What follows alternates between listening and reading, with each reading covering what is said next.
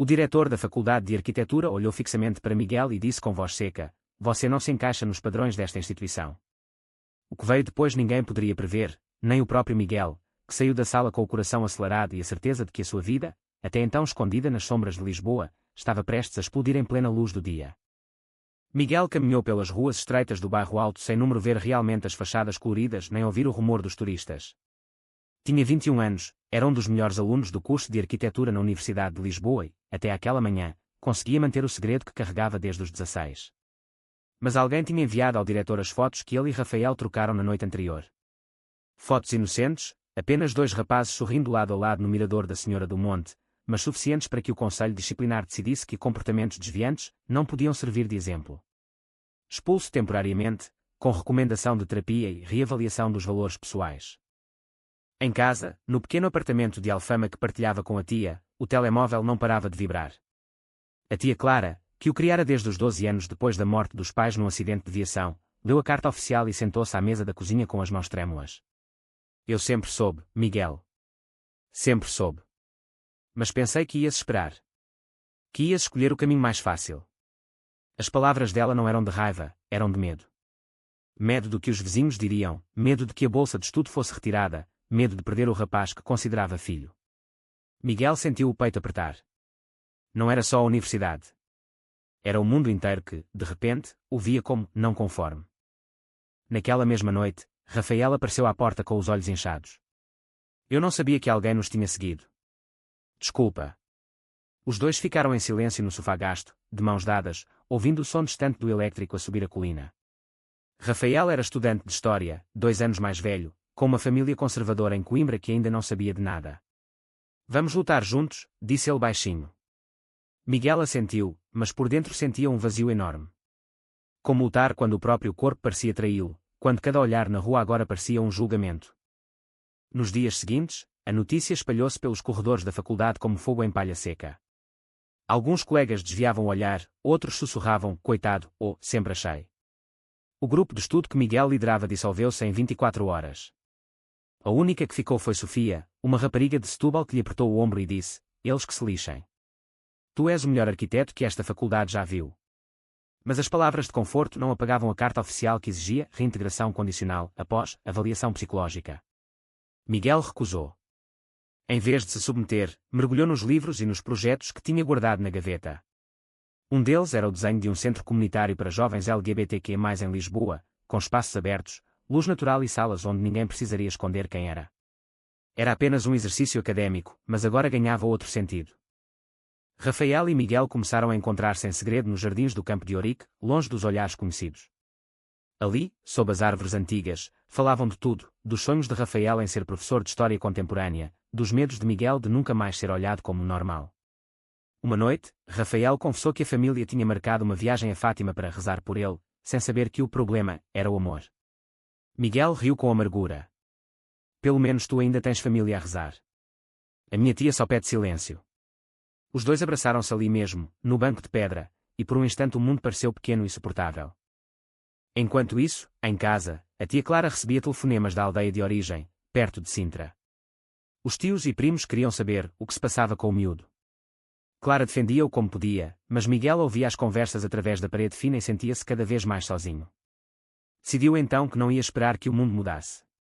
Inscreveu-se, sem dizer a ninguém, num concurso nacional de inovação social promovido pela Câmara de Lisboa. O projeto, o centro comunitário que desenhara meses antes. Chamou-lhe Espaço Aberto, Arquitetura da Aceitação. Incluía painéis solares, materiais reciclados e, o mais importante, um auditório onde jovens poderiam contar as suas histórias sem medo. As semanas passaram numa névoa de café e noites em claro. Rafael ajudava a redigir a parte histórica do projeto, citando movimentos de direitos civis em Portugal desde a Revolução dos Cravos. Sofia, a amiga leal, corrigia as plantas técnicas. Miguel sentia que, pela primeira vez, não estava a esconder-se. Estava a construir algo maior do que ele próprio. Quando o júri anunciou os finalistas, o nome dele apareceu em primeiro lugar. A cerimónia seria em 2 semanas, no Pavilhão do Atlântico, com transmissão televisiva. A tia Clara soube pela televisão local. Sentou-se na sala, pálida, a ver o neto de criação receber os parabéns de um ministro. "Tu nunca me disseste", murmurou quando Miguel chegou a casa. Ele respondeu calmamente: Não queria que tivesses vergonha de mim. Clara chorou. Não de tristeza, mas de orgulho misturado com culpa. Eu errei, Miguel. Pensei que proteger-te era calar-te. Naquela noite, pela primeira vez em meses, jantaram os dois juntos sem o peso do silêncio. Rafael, porém, estava distante. Recebera uma carta da família de Coimbra, ou regressava ao caminho certo, ou perdia o apoio financeiro. Não sei se consigo, confessou numa tarde chuvosa no Parque Eduardo VII. Miguel sentiu o chão fugir. Então vais deixar que eles decidam por ti. A discussão foi dura, cheia de palavras que depois ambos lamentaram. Rafael saiu sem olhar para trás e Miguel ficou sob a chuva, perguntando-se se o preço da autenticidade era perder tudo o que amava. O dia da cerimónia chegou. O pavilhão do Atlântico estava cheio. Miguel subiu ao palco com o coração aos saltos. Quando o ministro lhe entregou o cheque de 50 mil euros e a promessa de construção do centro comunitário, Miguel pegou no microfone e disse simplesmente: este projeto não é só de tijolo e cimento. É de pessoas que, como eu, foram chamadas de não conforme. Hoje a sociedade portuguesa tem a oportunidade de mudar. A sala explodiu em aplausos. As câmaras gravaram. No dia seguinte, o Jornal Público trazia na primeira página: estudante expulso por ser gay vence concurso nacional e obriga a universidade a rever regras. A reitoria da Faculdade de Arquitetura emitiu um comunicado oficial: o processo disciplinar era revogado, Miguel era readmitido com honras e a instituição criaria um gabinete de apoio à diversidade.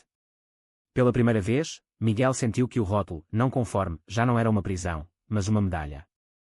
Rafael viu as notícias em Coimbra. Ligou à meia-noite. Desculpa. Eu estava assustado. Miguel, com a voz cansada mas firme, respondeu: eu também estava. Mas agora sei que não preciso de mudar para ser aceite.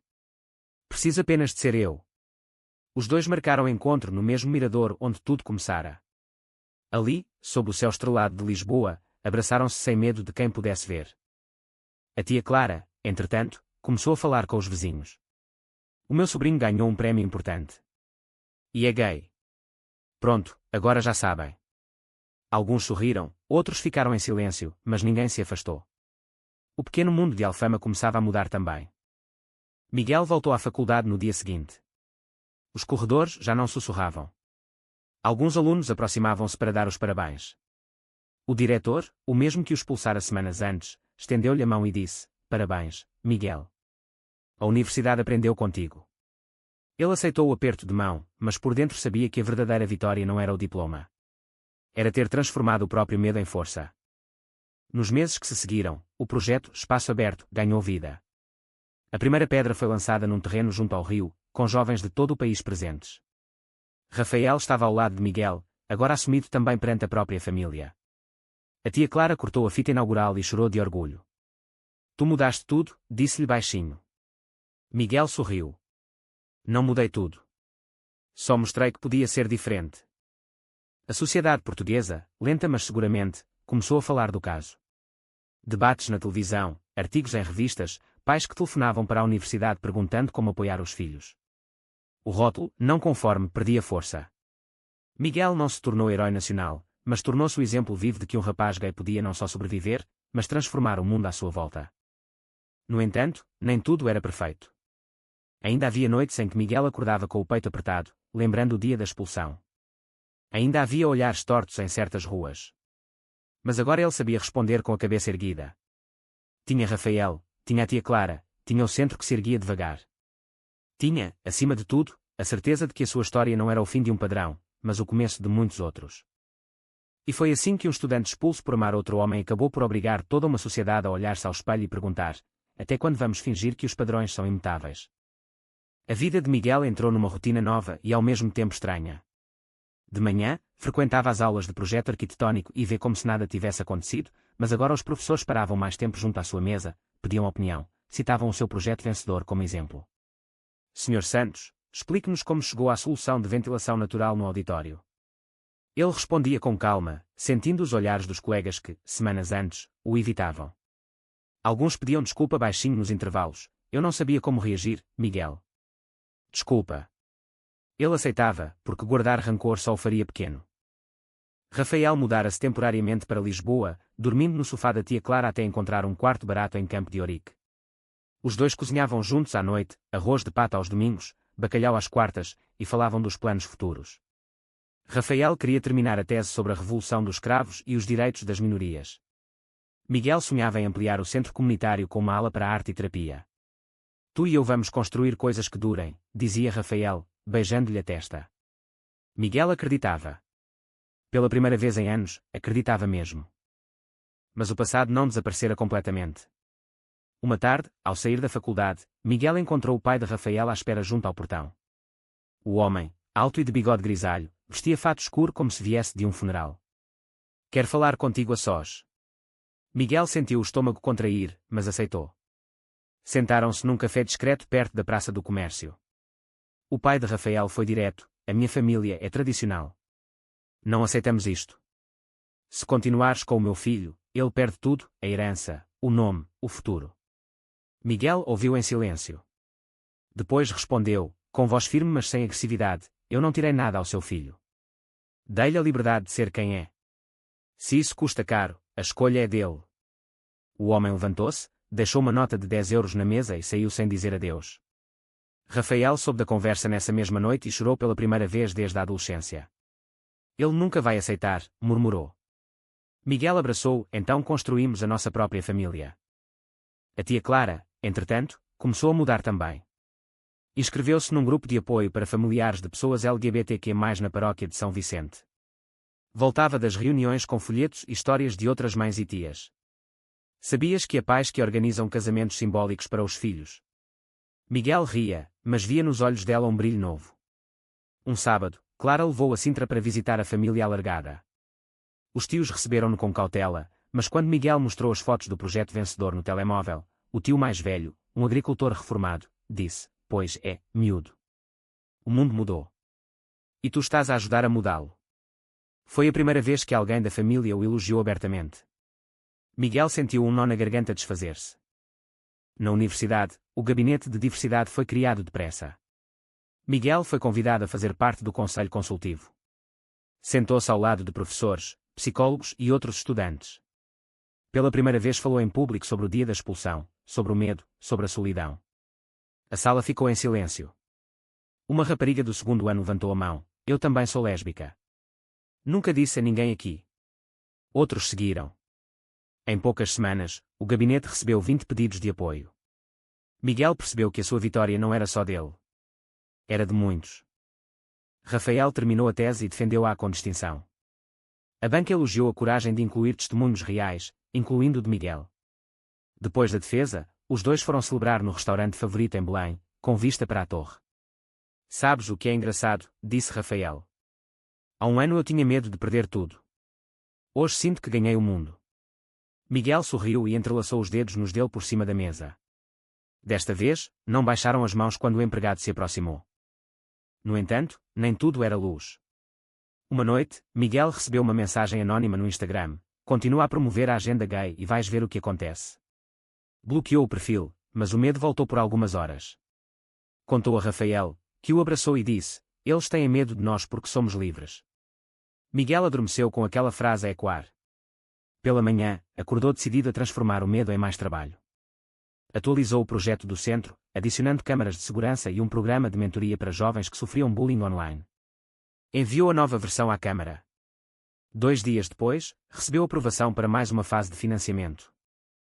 A tia Clara, ao ver o neto trabalhar até tarde, começou a deixar-lhe bilhetes na cozinha: não te esqueças de comer. E lembra-te, orgulho não é pecado. Miguel guardava todos os bilhetes numa caixa de sapatos. Eram a prova de que o amor podia evoluir. Rafael e Miguel decidiram fazer uma viagem curta a Porto. Queriam ver a cidade, passear junto ao Douro, sentir que podiam ser apenas 2 namorados como qualquer outro.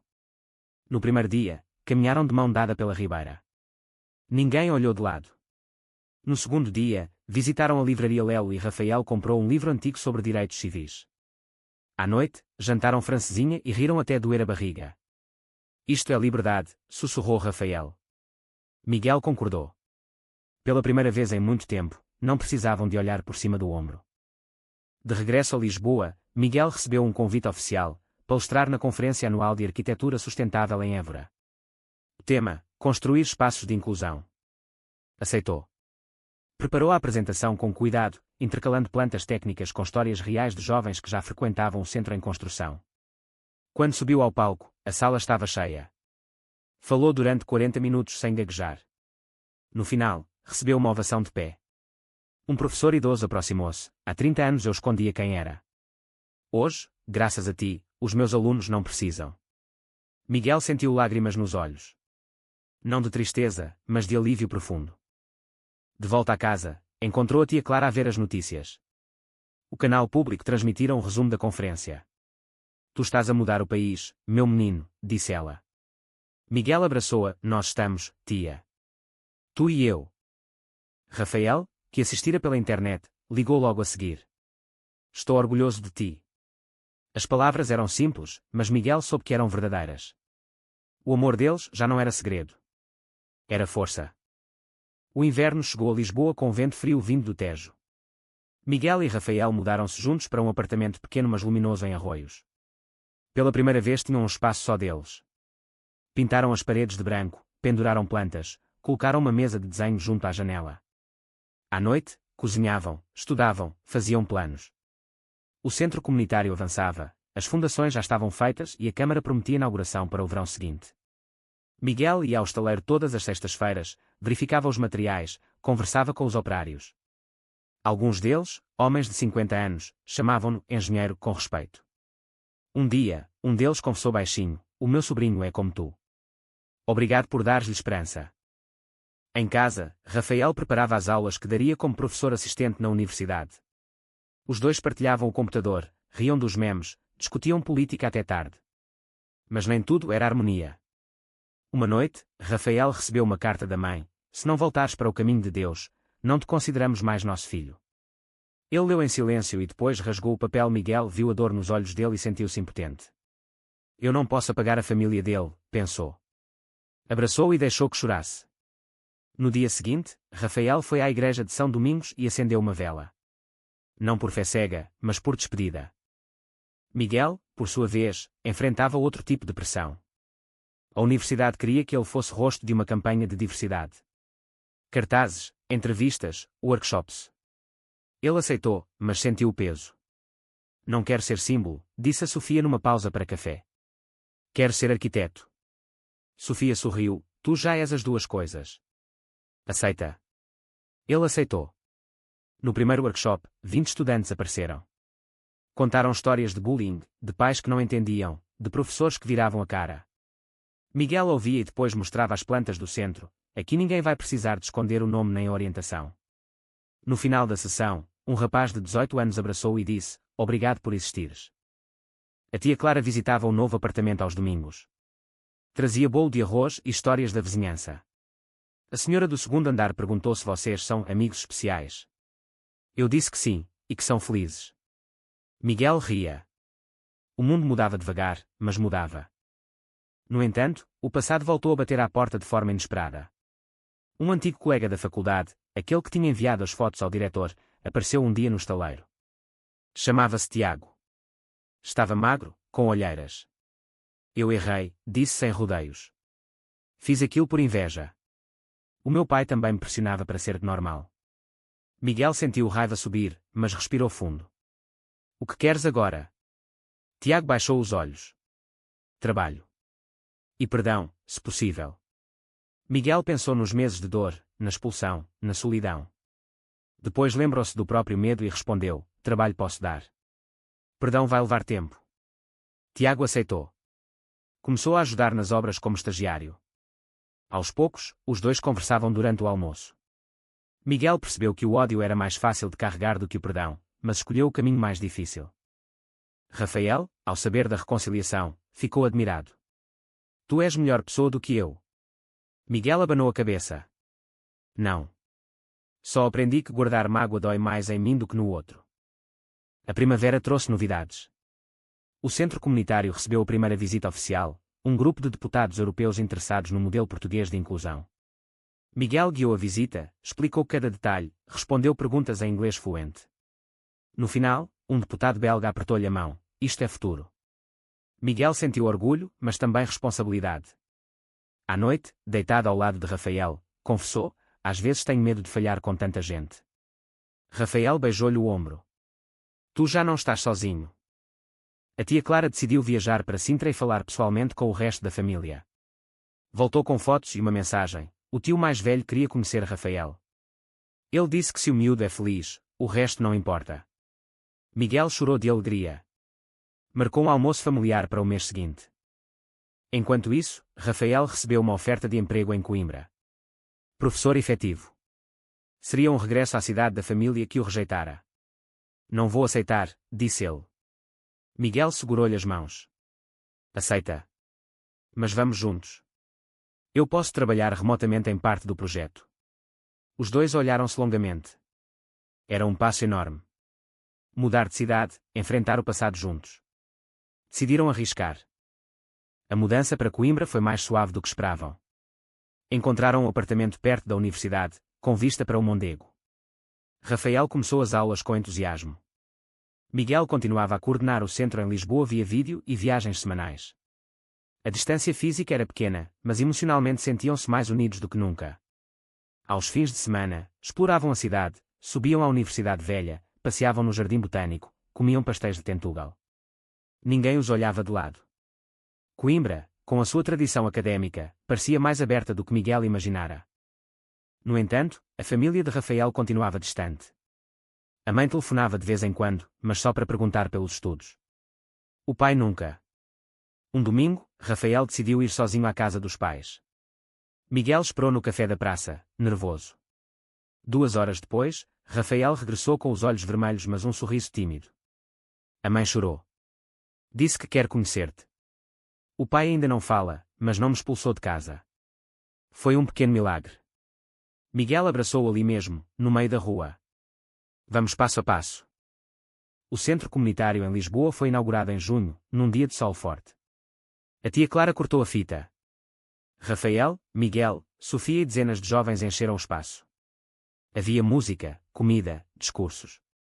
Miguel subiu ao palco e disse apenas: este lugar é para todos os que um dia ouviram que não se encaixavam. Agora encaixam. Os aplausos duraram minutos. A imprensa nacional cobriu o evento. Uma repórter perguntou: o que mudou em si desde a expulsão? Miguel respondeu: deixei de pedir permissão para existir. Naquela mesma semana, a Universidade de Coimbra convidou Miguel para dar uma palestra. Ele aceitou. Falou sobre arquitetura como ferramenta de inclusão. No final, um estudante de direito aproximou-se: eu sou trans. Nunca disse a ninguém aqui. Obrigado. Miguel deu-lhe o cartão do centro. Quando quiseres falar, estamos lá.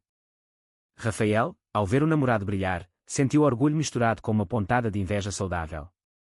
Tu mudas vidas. Eu só ensino datas. Miguel riu. Tu ensinas que o passado pode ser diferente do presente. É tão importante como o meu trabalho.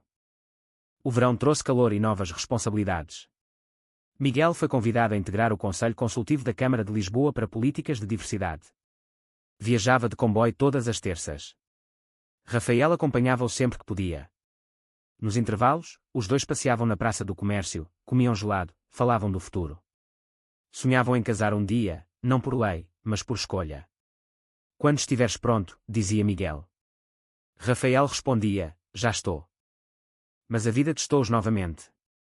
Tiago, o antigo colega que agora trabalhava no centro, cometeu um erro grave, esqueceu-se de fechar o estaleiro e materiais valiosos desapareceram. A polícia investigou. Miguel teve de depor. Sentiu raiva, mas escolheu não despedir Tiago. Toda a gente merece segunda oportunidade, disse a tia Clara. Ela concordou. Tiago chorou de gratidão e redobrou o esforço. O incidente serviu para reforçar a segurança do espaço.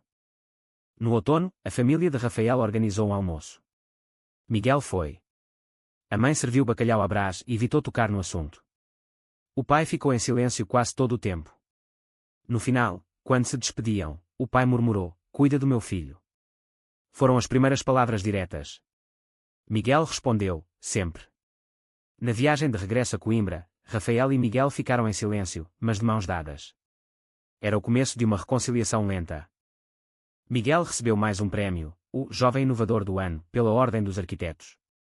Na cerimónia, em Lisboa, dedicou o troféu a todos os que foram chamados de não conforme e decidiram provar que o rótulo era mentira.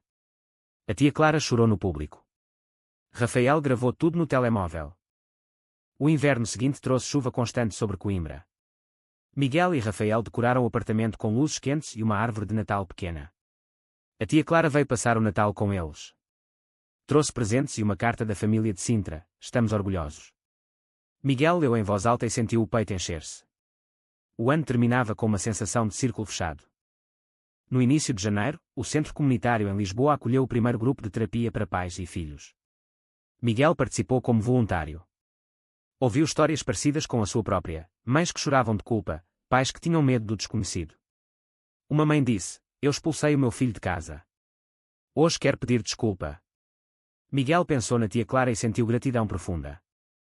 Rafael terminou o primeiro semestre como professor com avaliações excelentes. Os alunos pediam-lhe mais aulas sobre direitos humanos. Ele aceitou. Tu inspiraste-me, disse a Miguel numa noite tranquila. Mostraste que ensinar não é só dar notas. É dar coragem. A Universidade de Lisboa convidou Miguel para voltar como professor convidado de Arquitetura Social. Ele aceitou metade do tempo, mantendo o trabalho em Coimbra. Os dois viveriam entre as duas cidades, mas juntos. Era o compromisso perfeito.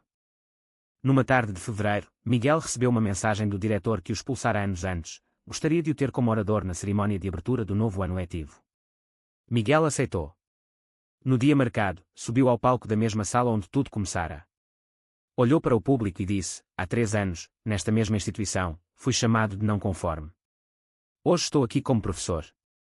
Os padrões não são fixos. Mudam quando encontramos coragem para os questionar.